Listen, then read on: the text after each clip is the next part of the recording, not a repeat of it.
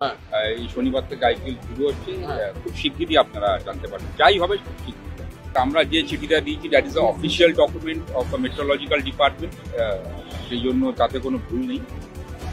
এবং আশা করছি যে ফাইনালটা এখানে হবে, দেখা যাবে। দেখুন, আমার সঙ্গে অভিষেকের রিসেন্টলি কোনো কথাবার্তা এই বিষয়ে হয়নি, সেই জন্য আমি এই নিয়ে কোনো মন্তব্য করতে পারবো না। বাট আমার সঙ্গে বিসিসিআই সেক্রেটারি কথা হয়েছে, আইপিএল গভর্নিং কাউন্সিল চেয়ারম্যানের কথা হয়েছে, এটুকু আমি করতে পারি।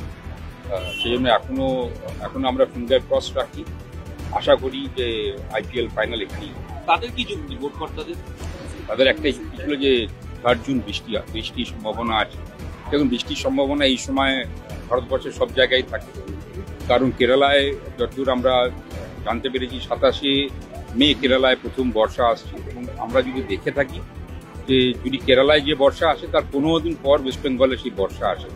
এবং আরেকটা বড় আমাদের কাছে উদাহরণ, যে গতবার আমরা বেঙ্গল প্রিমিয়ার লিগ চালু করেছিলাম 11 জুন থেকে, তো আপ টু 28 জুন একটা ম্যাচ খালি ফাইনালে আমাদের সেকেন্ড হাফ ম্যাচটা কল্ড অফ হয়ে যায় বৃষ্টির জন্য। এছাড়া কিন্তু আমরা প্রায় 63টা ম্যাচ করেছিলাম, যেখানে কোনো ম্যাচ